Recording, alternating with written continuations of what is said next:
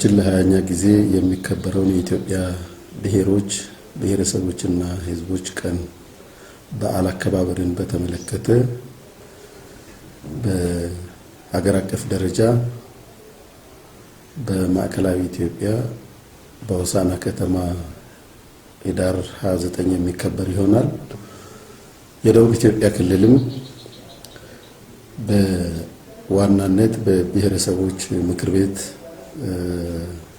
መሪነትና አስተባባሪነት ከክልሉ ህዝብ ምክር ቤት በጋራ በመቀናጀት የጋራ መሪ ዕቅድ አዘጋጅተን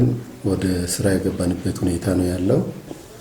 ባለፈው በ2017 19ኛውን የኢትዮጵያ ብሔሮች ብሔረሰቦችና ህዝቦች ክልል የማዘጋጀት እድል አግኝተን ነበር እንደ ደቡብ ኢትዮጵያ ክልል። ይህም እድል ትልቅ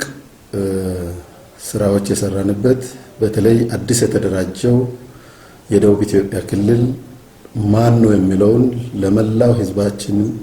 ለመላው ኢትዮጵያውያንና ለመላው ዓለም ያስተዋወቅንበት የዘንድሮውን 20ኛው የኢትዮጵያ ብሔሮች ብሔረሰቦችና ህዝቦች ቀን ስናከብር የባለፈው ዓመት ልምዳችንን የበለጠ ቀምረን ዘንድሮ ደግሞ የዘንድሮውን በዓል ልዩ የሚያደርጉ ባህሪያትን ታሳቢ በማድረግ በተለይም በሀገራችን የነጠላ ትርክት የበላይነት የያዘበት የፖለቲካ እንቅስቃሴ ተቀይሮ ዛሬ በስፋት የጋራ የሚያደርጉን እንደ ህዳሴ ግድብ፣ የባህር በር፣ የኮሪደር ልማት፣ ሌሎችም አሁን ትላልቅ ሜጋ ፕሮጀክቶችን መንግስት ቀርጾ ወደ ተግባር እየገባበት ያለ ሀገራችን በምግብ ዋስትና ራሷን እንድትችል ከልመና እንድትወጣ ለማድረግ የሚሰራውን ስራ ህዝቡ እየደገፈ ያለበትና ህዝቡ ተሳትፎ ከመቼውም ጊዜ በላይ እየጨመረ የመጣበት ወቅት ላይ የምንገኝ እንደመሆናችን መጠን የዘንድሮ በዓል ከመቼውም ጊዜ በበለጠ ከፍ ባለ ቶን የምናከብርበት ጊዜ ላይ እንገኛለን። ከጸጋዎች አንጻር በክልላችን የማዕድናት፣ የሐይቆች፣ የፓርኮች እና ሌሎችም የቱሪስት መዳረሻ የሆኑ በዩኔስኮም የተመዘገቡ ቅርሶች ያሉበት ክልል እንደመሆኑ መጠን ሌላው ክልላችን ለኢንቨስትመንት በጣም ምቹ የሆነ የአየር ንብረትና የመሬት ለምነት ያለበት መሆኑ ከዛም ባሻገር ክልላችን ሲደራጅ ገና የያዘው ሞቶ ክልሉን የመቻቻል የሰላምና የብልጽግና ተምሳሌት እናደርጋለን ብሎ እየሰራ ባለበት ከየትኛውም አካባቢ የተሻለ አንጻራዊ ሰላም ያለበት ክልልና 24 ሰዓት የልማት እንቅስቃሴ ማናቸውም የማህበራዊ ጉዳይ እንቅስቃሴዎች የሚደረጉበት ክልል እንደመሆኑ መጠን እነዚህን ጸጋዎቻችን አሁንም በዚህ ታሪካዊ ኩነት ውስጥ እያስተዋወቅ ከፍ ያደረግን ክልላችንን የምንሸጥበት ለዓለም ለኢትዮጵያ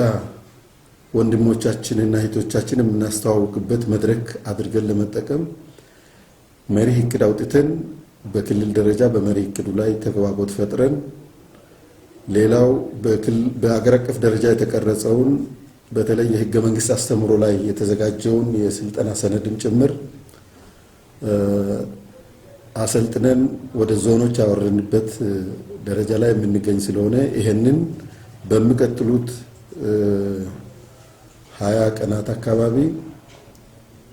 በክልላችን በሁሉም አካባቢዎች ከቀበሌ ጀምሮ ዲሞክራሲያዊ መግባባት ለህብረ ብሔራዊ አንድነት የሚል ነው መድረክ የምናካሂደው። የህዳር 24 ሲምፖዚየም ይኖረናል። ህዳር 25 የአደባባይ ክልላዊ ማጠቃለያ ፕሮግራም በብሔረሰቦች ምክር ቤት መቀመጫ በሆነችው እና የቱሪዝም ማዕከል በሆነችው ካራት ከተማ አካሂደን ወደ ላይ በዓሉ እየተከበረ የሚመጣበት ሁኔታ ነው ያለው። ክልላችንን የሚወክሉ 390 የሚሆኑ የባህል ቡድን አምባሳደሮች ወደ ሀገር አቀፉ መድረክ ወደ ሆሳዕና ጉዞ የሚያደርጉ ይሆናል። እስከዛ ድረስ